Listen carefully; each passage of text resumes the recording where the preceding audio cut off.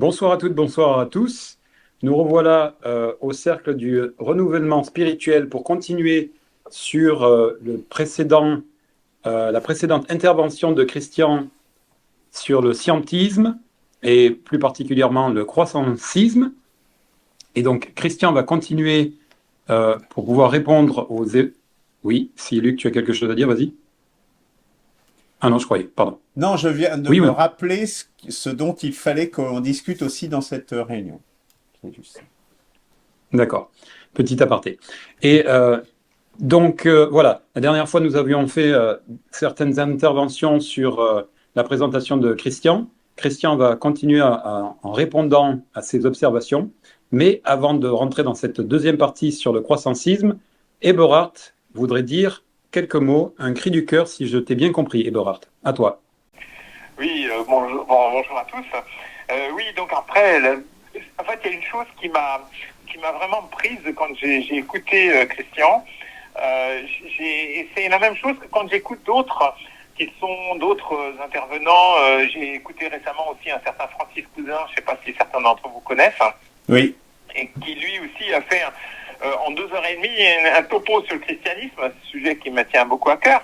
Alors, je dirais comme pour Christian, en fait, tout est bien du point de vue rationalité, et je signe des deux mains en ce qui concerne la critique du croissancisme, comme il le dit.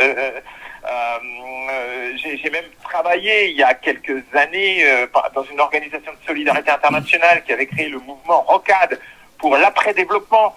Et on avait créé en 2001, ça date pas d'hier, donc en 2001 on avait créé un colloque à l'UNESCO qui s'appelait Défaire le développement, refaire le monde. Donc, et c'est à ce moment-là que le nouveau journal, La Décroissance, a été créé, et j'avais critiqué à l'époque le titre de décroissance, parce que là actuellement on est en train de nous organiser aussi une décroissance mais autoritaire, et j'avais déjà dit aux éditeurs du livre du journal qui s'appelle toujours, je crois, La Décroissance, eh bien, qu'on allait avoir une décroissance autoritaire, et effectivement, c'est celle qu'on nous organise pour différentes raisons superficielles qui sont le Covid et la guerre en Ukraine. Bon. Et à partir de là, je me dis, bon, il y a un problème, parce que sur le plan de la rationalité, sur le plan tout, il manque pas un bouton de guêtre. Mais comment le faire passer, c'est mon principal reproche aussi à Francis Cousin, mais aussi à Christian, mais où est l'amour dans tout ça? Comment faire passer à un peuple qui ne peut pas accéder à toutes ces connaissances-là, en quelques mots, en quelques phrases, qu'est-ce qui pourrait d'abord le réchauffer le cœur et lui dire, je vais me battre pour un monde plus juste, plus beau, qui soit bien, et dans lequel l'amour est une valeur. Voilà, ça c'est mon cri du cœur, puisque c'est en rapport avec ça. Et donc c'est ça ma critique en fait à tous ces spécialistes bien techniques, mais qui manquent de chaleur en fait. Qui elle est la dimension spirituelle en quelque sorte. Voilà, c'est tout ce que j'avais à dire. Parfait, merci beaucoup, Eberhard. Intéressant, et Christian va réagir en rajoutant ton commentaire à la liste des choses qu'on avait dit aussi la dernière fois. Christian, c'est quand tu veux. Oui, alors, j'ai 3 points sur lesquels je voulais répondre. Enfin, disons, euh, faire la clarté, apporter la précision, 3 points sur lesquels je pense qu'il y a eu une mauvaise interprétation, sans doute parce que je me suis mal exprimé. Moi j'ai un principe, c'est que je suis un homme de principe, c'est que quand quelqu'un me retourne quelque chose que je n'ai pas dit, je pars du principe que je me suis mal exprimé, que c'est pas lui qui a mal compris. Voilà. Alors, Oui. premier point, j'ai parlé de mon interrogation par rapport à mon appartenance, en participation aux travaux du cercle, hein, pour la raison que majoritairement, vous pensez que la spiritualité, elle précède toute organisation ou modification de l'organisation sociétale, et pas qu'elle en découle. Alors que moi, je pense qu'elle en découle. Bon. Et donc, là-dessus, Luc, dans ses commentaires, m'a dit ça, oui, c'est le choix de Christian. Non, c'est pas mon choix à moi. c'est mon choix à vous. C'est-à-dire que la question que j'ai posée, je pense avoir été clair, parce que j'ai réécouté, par contre, juste avant de me connecter, j'ai réécouté la vidéo, qui est d'ailleurs très bien enregistrée, hein, le son passe bien, c'est impeccable. Et il me semble que je dis je dis en tout cas que si c'est un prérequis, si dans disons, le cahier des charges du cercle du renouvellement spirituel, c'est un prérequis de considérer ou d'avoir comme option philosophique que la spiritualité précède tout changement sociétal, si c'est un prérequis que je peux tout à fait comprendre, hein, que je respecte et que je trouve très intéressant comme posture, avec tout ce que ça en découle. Mais si c'est un prérequis, afin d'ailleurs qu'il y ait une cohérence dans les développements qui vont être faits ultérieurement, si c'est un prérequis, à ce moment-là, bon, j'ai rien à faire dans le groupe, puisque moi je pars d'un prérequis différent. Bon, voilà. Soit, alors, si ça n'est pas un prérequis, hein, et que on peut parler, on peut échanger entre des personnes qui pensent qu'ils ont cette option-là et d'autres qui pensent que cette option elle est inverse, à ce moment-là, faut me le dire, parce que j'ai pas bien compris si c'était un prérequis. Encore une fois, je précise bien que ça, pour moi, ça n'est pas, disons, un jugement défavorable sur la démarche du cercle du renouvellement spirituel s'il met un prérequis de ce type. Hein. Et je veux savoir s'il y en a un. Donc ça, c'est le premier point sur lequel j'attends en fait vos réponses. Alors, je ferai une précision. Lorsque je dis que on n'a pas besoin d'un changement spiritualité ou d'une spiritualité pour déclencher une modification de l'organisation sociétale, je dis qu'on n'en a pas besoin. Hein. Ça ne veut pas dire qu'on ne va pas trouver une coexistence d'un mouvement de modification, de rupture institutionnelle majeure avec coexistence de spiritualité. Bon, on peut trouver. Mais je pense que ça n'est pas nécessaire. C'est-à-dire qu'on peut, contrairement à ce que j'ai cru comprendre, que il fallait obligatoirement qu'il y ait, disons, une impulsion spirituelle pour qu'on modifie radicalement une institution.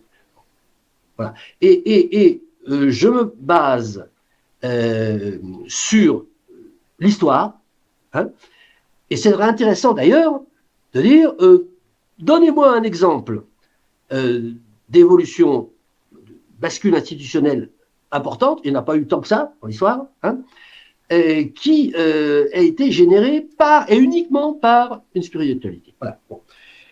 Fin du premier point. Le deuxième point, c'est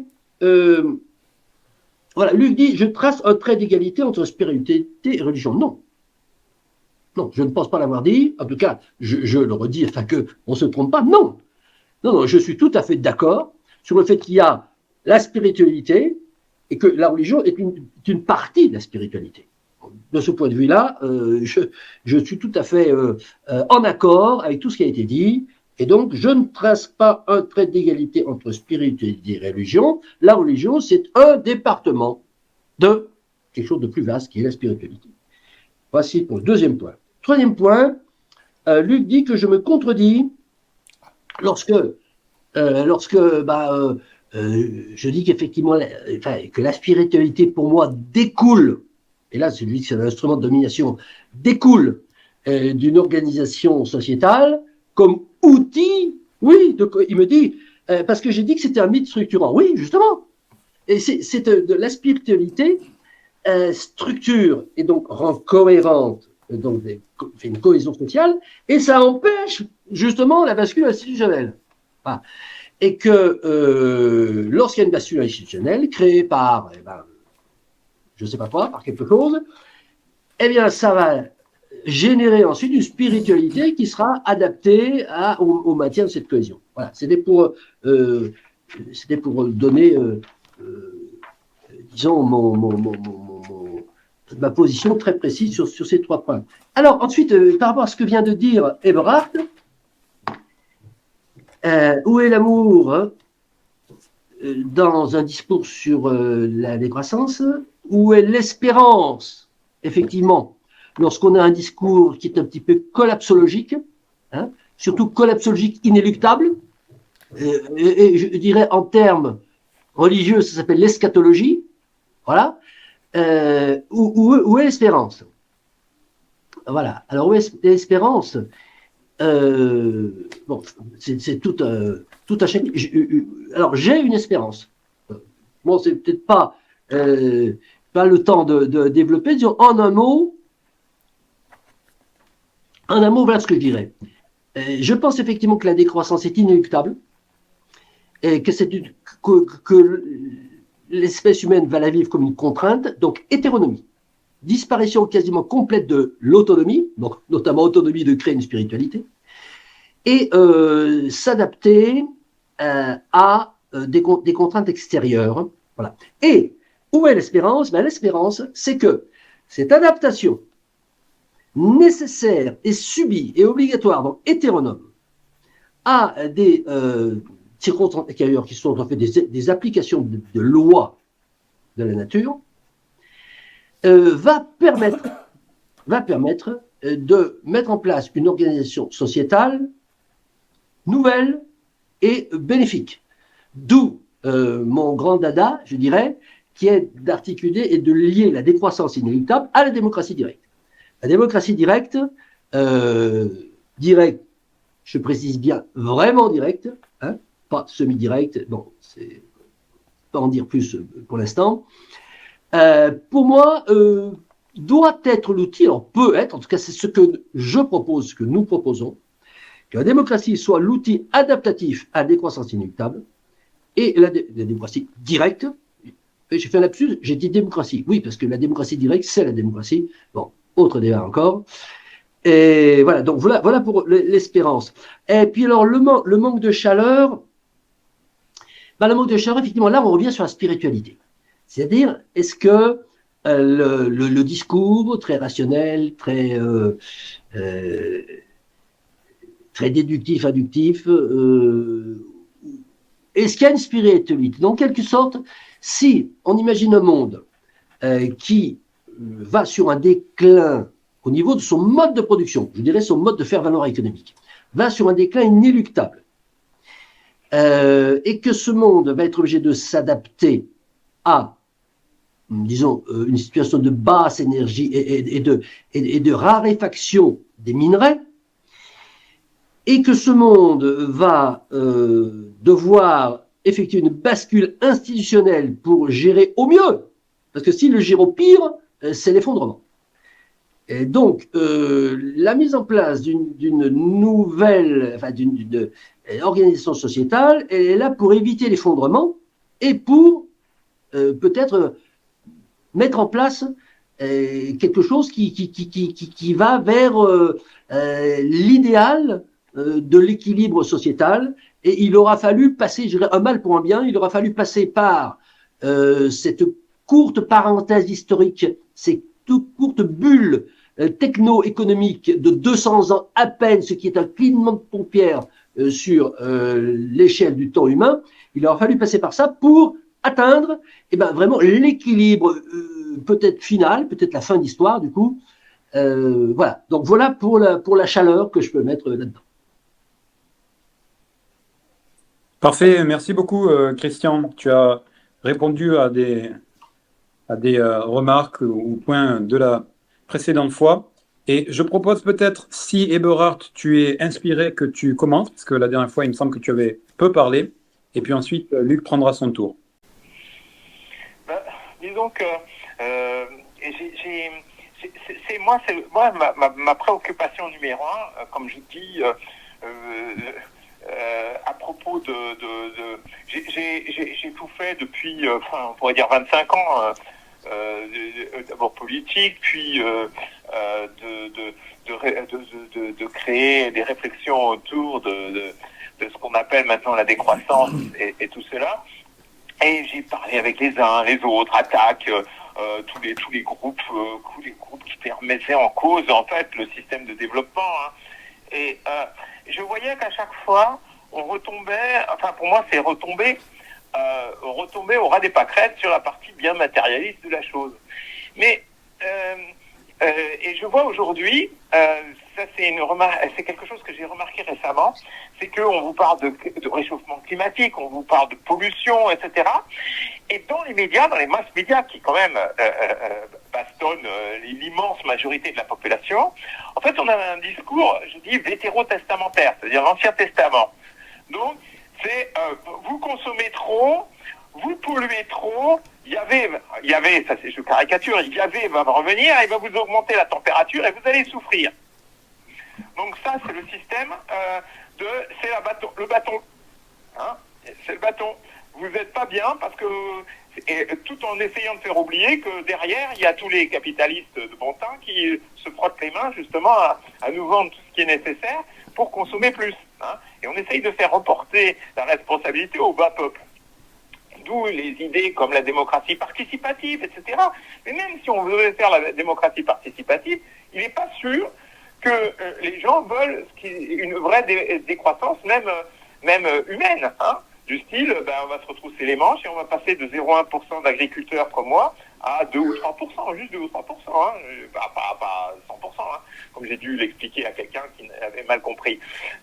C'est-à-dire de travailler, de nourrir au niveau local, territorial, ne pas transporter les aliments à droite et à gauche, mais il n'y a pas la motivation parce qu'il n'y a pas la conscience, tu vois, même la conscience des enjeux au niveau de chacun de nous. Parce que comme je vois, la plupart des gens qui sont dans les sociétés de services, on est à 85, peut-être bientôt 90% de gens en France dans les sociétés de services, c'est-à-dire qu'on est, pour une grande part, du moins, collé le cul à sa chaise et on croit qu'on va faire la révolution tout simplement en faisant des grands...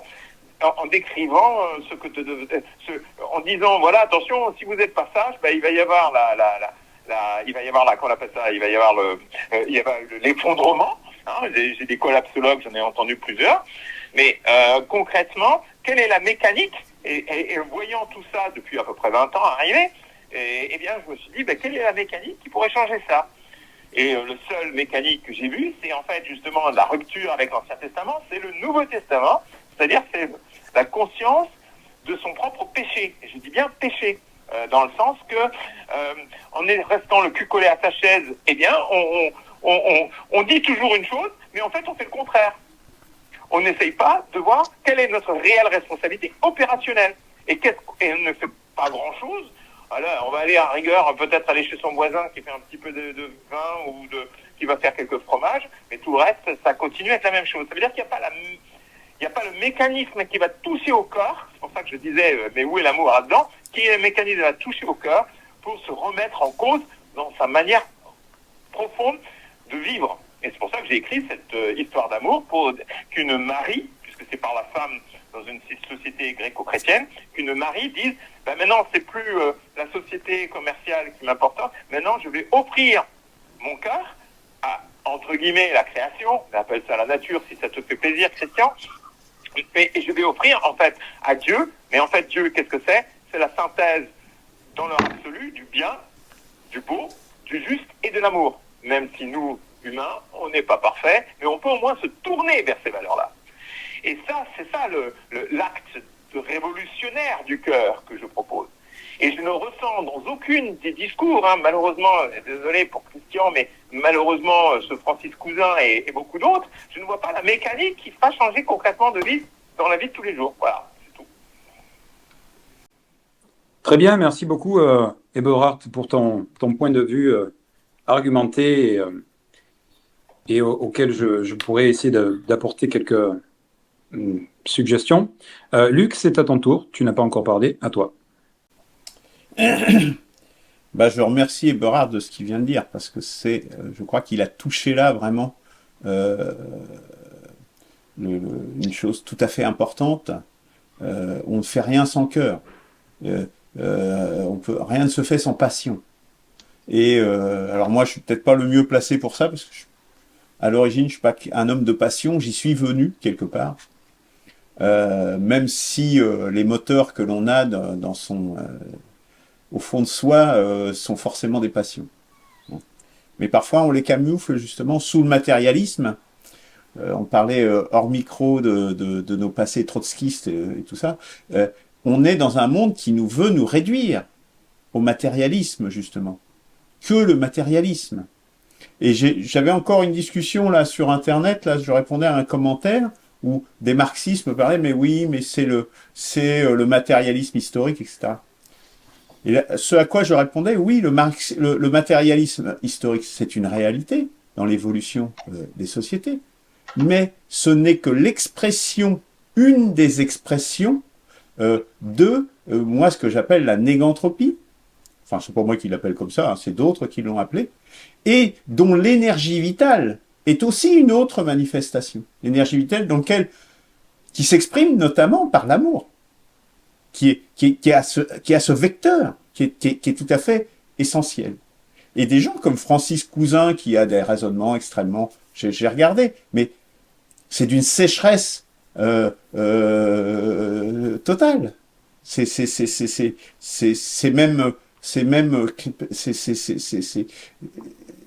presque touchant de sécheresse, ces interventions, pourtant qui sont brillantes et qui sont bien souvent tout à fait pertinentes d'ailleurs. Donc voilà ce que je voulais dire déjà dans le prolongement de ce que dit Eberhard. Alors, je reviens sur ce que disait plus précisément Christian. Spiritualité et religion sont deux choses différentes, dont acte. Merci Christian de bien acter ça. Moi, j'avais pas forcément bien, j'avais pas compris ça dans ce que tu disais.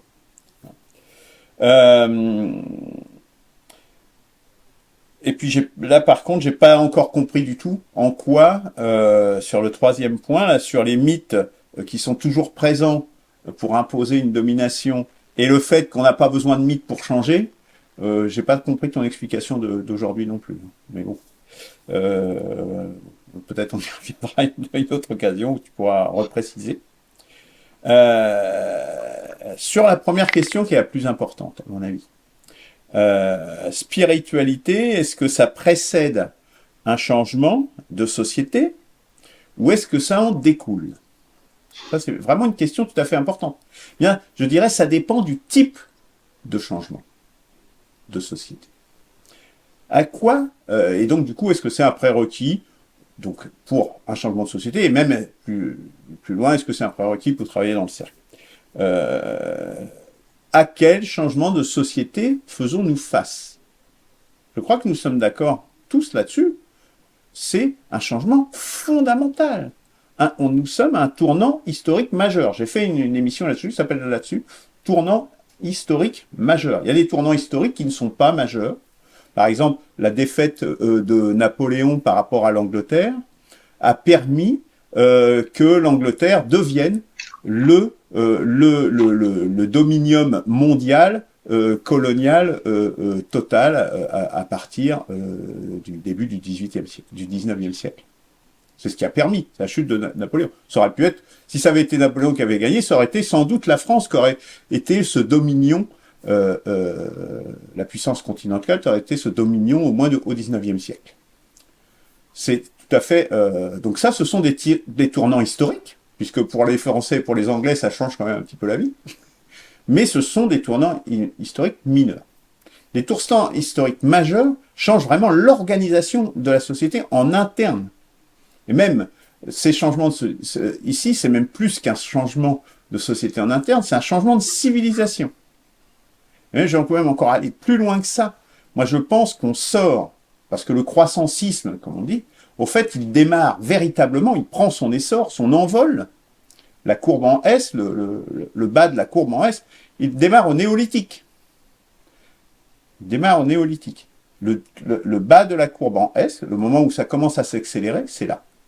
Et nous sommes à l'autre extrémité, à l'autre point, à l'autre inflexion de la courbe en S, c'est-à-dire au moment où qu'il faudrait, tout du moins, que l'on arrive à sortir de cette croissance pour négocier, justement, c'est même un méga changement de civilisation. Comment envisager, sachant que toute civilisation, ça c'est un fait historique, toute civilisation est adossée à une spiritualité. Comment envisager qu'un tel changement, d'une telle ampleur, puisse se faire sans un renouvellement spirituel complet? Enfin, ça me semble totalement impossible. enfin, simplement par principe, par l'expérience passée. Alors pour autant, est-ce que c'est un préalable pour travailler dans le cercle? Je ne crois pas. Moi, je pense que Christian, comme j'aurais tendance à dire, si tu penses que tu as ta place dans le cercle, bah, tu as ta place dans le cercle. Voilà, hein, je pense que les réflexions que tu amènes, elles sont tout à fait intéressantes. Et à la limite, ça nous oblige aussi à ne pas tourner en rond et à avoir un regard, justement, autre que de personnes qui penseraient ça, justement. Ça permet aussi d'améliorer et d'enrichir, justement, nos débats. Voilà, j'ai déjà été un peu assez long comme ça. Très bien, merci beaucoup, Luc.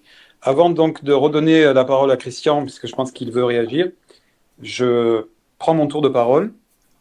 Alors d'abord, pour répondre clairement à la question de Christian, est-ce que c'est un préalable de penser que la matière précède la spiritualité? On est 3 membres permanents, on va dire, Luc, Eberhard et moi.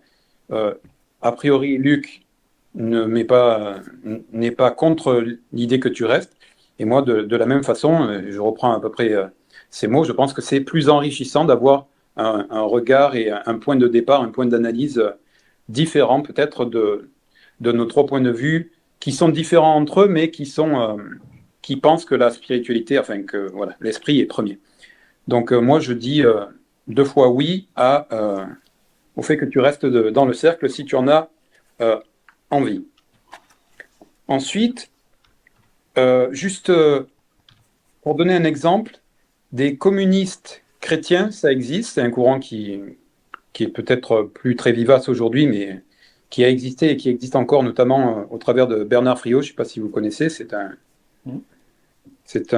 oui, le défenseur du salaire à vie, enfin, il n'aime pas trop cette expression, mais bref. Donc voilà, lui, il est communiste chrétien. Donc on peut être du matérialisme historique et pourtant vivre une spiritualité. Ça n'est pas nécessairement contradictoire, simplement pour donner cet exemple. Même si moi, je suis ni communiste, ni chrétien, je sais que ça existe et que c'est possible.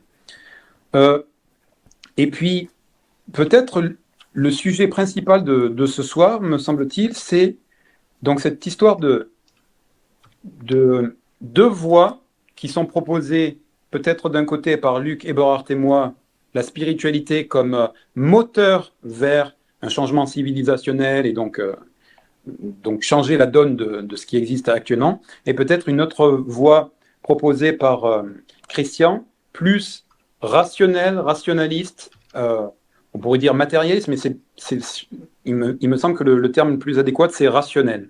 D'accord ? Et donc pas basé sur des croyances ou des mythes nécessairement, mais sur la constatation des faits. On ne peut pas aller plus loin et on va subir un changement radical, donc il faut l'envisager, commencer à penser à l'après, etc.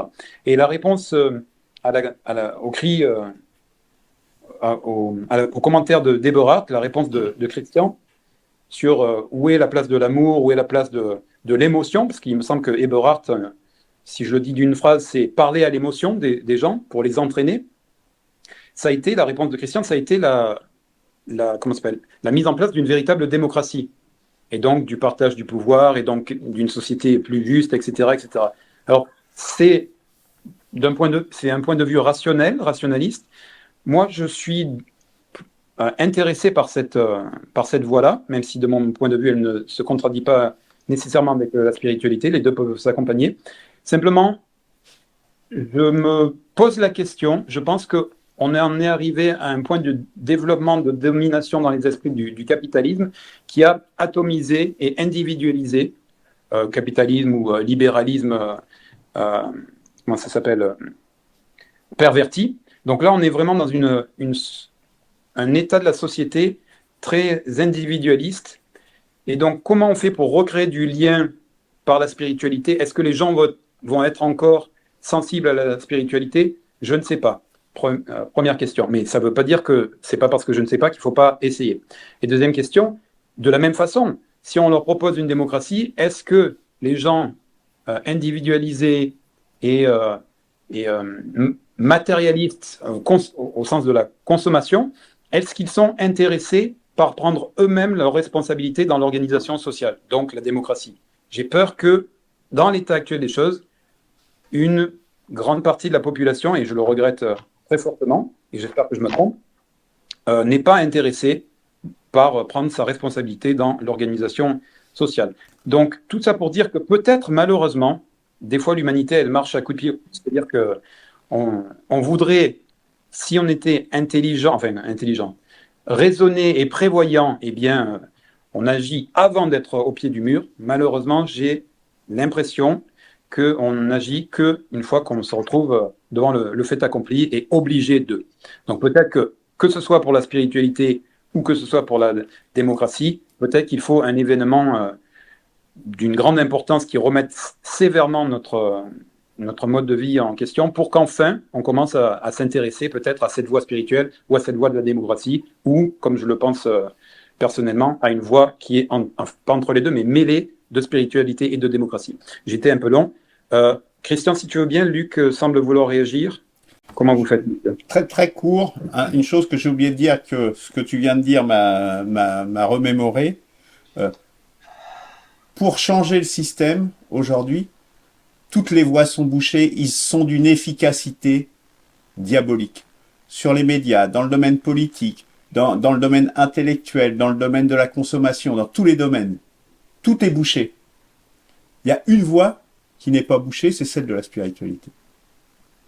Et ça, je pense que, justement, c'est un argument, je pense, encore plus important aujourd'hui, dans lequel nous pouvons nous engouffrer. Parce que c'est le seul endroit où ils ne peuvent pas nous suivre. J'aimerais bien t'entendre un peu plus là-dessus, parce que je suis un peu circonspect. Christian, si tu veux reprendre la parole, et après Eberhard, peut-être. Voilà. Il y a eu beaucoup de choses, là.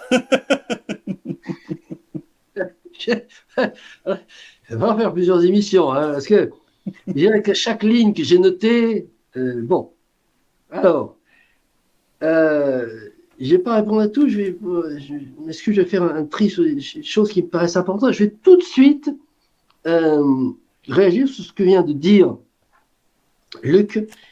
Aujourd'hui, le système est bouché, on ne peut rien faire. Oui, oui. Rien, c'est pas possible, on ne peut rien changer. Disons, à la marge, hein, petit réformisme, mais rien changer radicalement. Oui, nous sommes d'accord. Il n'y a qu'un seul créneau disponible. Enfin, où ils ne peuvent pas nous suivre, c'est la spiritualité. Alors, tu dis, il n'y a qu'un seul créneau, intéressant, spiritualité, et tu dis, là, ils ne peuvent pas nous suivre. Alors oui, encore oui, quitte à te surprendre, sauf que je n'y crois pas. Mais effectivement, alors, il y aurait le créneau, je ne dirais pas le seul, parce que moi, je vais vous en donner un autre de créneau. Il y a le créneau de la spiritualité. Et là, je rejoins tout ce qu'a dit Eberhard, que je réunis sous, disons, l'action individuelle, le comportement individuel, le changement individuel de mentalité, le changement individuel de culture ou de spiritualité. Et donc, un changement de spiritualité de toute la population mondiale, là, ils ne peuvent pas nous suivre. Ils ne peuvent pas suivre. Et là, oui, ça fait une bascule. Mais, pour moi, c'est une vue d'esprit. C'est pour ça que... ouais. Et donc, le boucher, oui. D'ailleurs, je le dis et je vais le dire de plus en plus dans mes interventions politiques, ne vous fatiguez pas, on ne peut rien faire actuellement. Tant qu'il ne sera pas passé quelque chose, et là je rebondis sur Guillaume qui dit, il faut un événement de grande importance pour qu'il y ait une bascule institutionnelle. Radical, tu as raison de dire, Luc, d'avoir bien insisté, nous parlons d'un changement majeur. Bon, pour qui un changement majeur? Ce changement radical, c'est la décroissance inéluctable. Hein. Pas cette décroissance dont nous a parlé, survolé un petit peu Eberhard en disant les gens vont changer, ils vont consommer moins. Il ne s'agit pas de les gens vont consommer moins. Il s'agit que chaque jour, il y aura un petit peu moins d'énergie et de minerais et que le lendemain, il y en aura encore un petit peu moins. Bon. Donc, on est... et qu'aujourd'hui, c'est enclenché, mais ça ne se voit pas encore. D'autant plus qu'on nous dit que c'est pas vrai, qu'il y a un développement durable, qu'on a des solutions pour tout. Mais le jour où, et ça, bon, je suis incapable de vous donner une date, mais elle n'est pas si éloignée que cela, le jour où les gens vont se rendre compte que le système ne marche pas, n'est pas durable, que ce système, ce mode de faire l'oreille économique n'est pas durable, ce jour-là, c'est un choc colossal. Ça crée, je dirais, une situation pré-révolutionnaire au sens et ça ouvre un vide politique et peut-être spirituel aussi. Mais ça crée les conditions. Donc, aujourd'hui, on ne peut rien faire. Il faut attendre que la décroissance inéluctable soit évidente. Je dis bien inéluctable. Hein. Je ne dis pas de dire on va consommer moins. Hein. Bon, il n'y a plus d'autonomie. Vous pouvez faire une croix sur l'autonomie. À partir d'aujourd'hui, c'est l'hétéronomie qui va s'imposer. Voilà. Et donc, Ebora nous dit quelle est la responsabilité. On ne dit pas aux gens quelle est la responsabilité, mais la responsabilité, elle est totale. Notre responsabilité de ce qui se passe aujourd'hui, elle est totale puisqu'on a agi en autonomie.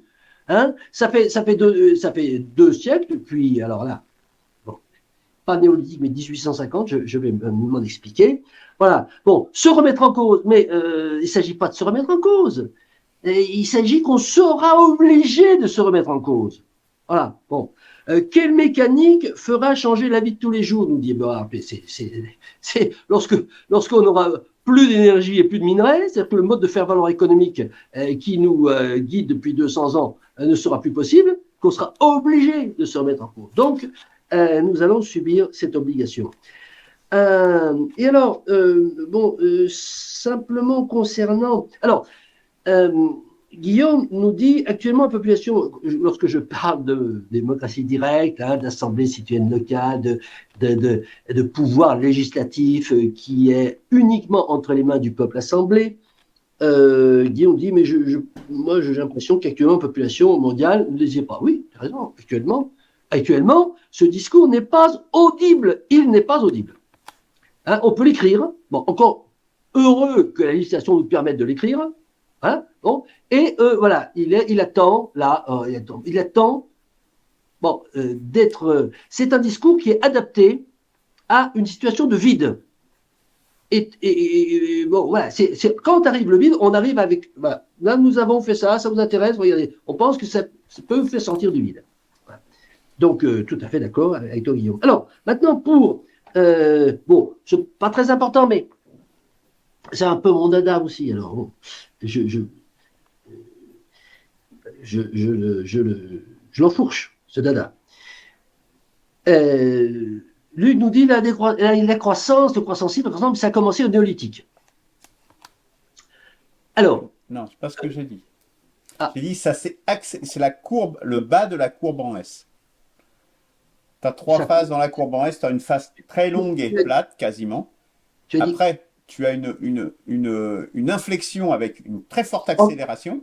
En 1850. En 1850. Alors, attendez. Bon, alors, je vais vous montrer les... Non, mais... non, parce que ça, c'est quelque chose qu'on entend souvent. La croissance, elle a démarré au néolithique. Alors, oui, au néolithique... Alors, si on prend le prix néolithique 200 000 ans avant le néolithique et qu'on fait... Alors, je vais prendre 3 indicateurs et je vais vous mettre à l'écran 3 courbes. La courbe de la prédation des ressources naturelles finies. Naturelles finies. Pas le bois, hein, le cuivre, le fer, etc. Si on prend le PIB, alors PIB, bon, c'est de production de richesse. Et si on prend la population, on va avoir, sur l'échelle du temps de moins de 200 000 ans jusqu'au néolithique, quasiment une ligne droite, horizontale. Hein, abscisse, ordonnée, machin. Bon. À partir du néolithique, on va avoir un sinus à peu près de 1 degré, très très faible. C'est-à-dire qu'à partir du néolithique, effectivement, on a une petite augmentation de démographie, toute petite, je vais vous montrer les courbes. On a une petite augmentation de la prédation des ressources naturelles finies par l'homme, et on a une petite augmentation du PIB, de la production. Et à partir, donc tout petit comme ça, et à partir de 1850, on a une asymptote. Alors, je vais vous montrer les courbes. Donc, c'est pour ça que lorsqu'on parle de croissance, la croissance industrielle, hein, la croissance industrielle démarre, alors, 1850, 45, 55, elle démarre, voilà, là. Et c'est vrai qu'à partir du néolithique, disons, les éléments constitutifs sont apparus, c'est-à-dire qu'il y a un gars qui a commencé à gratter la terre, puis il a trouvé du cuivre, hop, ça a commencé. Okay, bon. Mais enfin, le haut fourneau, c'est quand même Étienne Darby, c'est en 1800. Bon, voilà. Donc, alors, les 3 courbes, ça va être très rapide, je vais vous les montrer. Voilà. Est-ce que ce débat, on pourrait l'avoir? Je Oui. suis pas Ah sûr ben, qu'on est complètement je vous les montre dans pas. le... Parce que j'ai aussi des courbes, mais je les ai pas là. Donc, Non, mais voilà. On je vous fera les une montre émission pas. peut-être Effectivement, rien que effectivement, là-dessus. Je pense qu'on non, ce s'égare un que j'ai peu. dit, ça suffit. Je parle de la croissance, moi, qui démarre à partir de 1850. C'est-à-dire qu'on a les indicateurs qui, pendant, je dirais, 12 000 ans, ont été augmentés de 1,1 chaque année. Ils ont été multipliés 800 chaque année. Bon, c'est tout. Ok. Eberhard, il me semble que tu voulais réagir de nouveau. Non, non, pas spécialement, j'avais rien. D'accord. Est-ce que Luc, tu veux dire quelque chose? Bon, moi, je pense qu'on peut quasiment en rester là. Alors, juste un petit truc. Moi, je suis très, enfin, voilà, hein, moi, je suis en accord avec ce que dit Christian. Hein. Tout ce qu'on dit là, moi, je le partage complètement. Un truc très important, je pense, c'est la barbarie. Parce que le phénomène de décroissance, ce mur, puisque les courbes partent en exponentielle, et qu'on va se heurter à un mur, ce mur va donner lieu à des barbaries. Et bon, moi je le dis depuis 3 ans, mais bon, je le constate, je le vois, etc. Mais j'ai fait une émission là, mercredi dernier, justement j'ai pris les exemples de Jean-Claude Jancovici, qui tient... Jean-Marc. Bon, vous savez que j'ai une mémoire des noms extraordinaire, donc... Alzheimer. Bon, faut couper. Et Alex, enfin, il a fait une émission d'1h44. Je vous invite à la regarder in extenso. Enfin, mais justement, il y a ces chocs aussi. Moi, j'en reparle dans cette émission parce que je prolonge un peu ce qu'il a dit. Mais il y aura des chocs sociétaux. C'est-à-dire, j'évoque notamment la marche verte. Quand il y aura des zones immenses sur Terre qui deviendront inhabitables parce qu'il fera 50 degrés 50 jours par an, les gens ils vont se barrer. Et ça va pas être la marche verte où il y avait 300 000 personnes marocains qui ont envahi, on va dire, le Sahara occidental. Mais là, ils partiront vers le nord et ça sera des millions de personnes. Parce que, ça va pas être possible. Vous croyez que ça va se passer comme ça, la fleur au fusil? Non. Ça va y avoir des bouleversements, des barbaries, vraiment. Parce que quand les ressources vont se restreindre, parce qu'il y aura une phase où est-ce qu'il y aura encore des ressources, ça va pas être eh bien, il va y avoir des barbaries. Et ça, c'est une dimension qu'il faut absolument prendre. C'est pour ça que croire que de cela va surgir une démocratie, c'est pas du tout gagné d'avance, quand même. Pas du tout gagné d'avance. Ok. Merci, Luc. Peut-être pour finir c'était très important que tu nous rappelles cette dure réalité. Peut-être pour finir sur une note un peu plus positive ou d'espoir. Ebora, tu veux dire quelque chose? Non, plus optimiste, je voulais préciser. Oui, voilà, c'est ça. C'est ça, plus optimiste. Alors, je nuance un peu ce que j'ai dit tout à l'heure. Est-ce que les gens veulent vraiment de la démocratie, prendre leurs responsabilités? Alors, j'ai plutôt tendance à penser que non, si je prends l'humanité dans son ensemble. Pourtant, on voit ici et là, notamment les Gilets jaunes avec le RIC. Bon, c'est pas vraiment tout à fait la démocratie, mais c'est quand même un premier pas. Mais ici, à droite, à gauche, des réécritures de constitution, il y a peut-être ici et là quelques velléités d'en arriver à un autre système plus responsabilisant pour les individus. Ça, c'est pour la démocratie. Et puis, à la fois, peut-être pour proposer un chemin de convergent, peut-être pour Eberhard et Christian, et Luc aussi, il peut peut-être y avoir l'émergence, avec la prise de conscience comme ça des enjeux climatiques, etc., l'émergence d'une spiritualité décroissanciste ou d'une spiritualité à nature naturelle, c'est redondant, mais de type naturel. Voilà. Donc, on prend conscience que la nature est finie, qu'elle est précieuse, qu'elle est belle et qu'on est en train de la saccager et qu'on en a besoin pour vivre parce qu'on provient d'elle et on n'en est pas extérieur et que donc, voilà, une spiritualité se crée autour de la nature et permet comme ça la décroissance et le chemin enclenché vers une autre organisation sociale. Voilà, merci beaucoup pour les applaudissements. Pour dire que c'était le moteur de mon histoire d'amour. Exactement. Tu m'as inspiré. Ben voilà, messieurs, merci beaucoup pour cette émission, encore une fois, très intéressante. Et la prochaine fois, ça sera présentation, retour sur l'état des lieux et présentation du bouddhisme. Non, pardon. Oui, c'est ça, du bouddhisme? Oui, le bouddhisme. Oui, Si c'est ça. c'est toi qui Du le fais, bouddhisme. vaut mieux que tu saches de quoi tu vas parler. C'est mal parti. Ok, merci beaucoup. À la prochaine fois.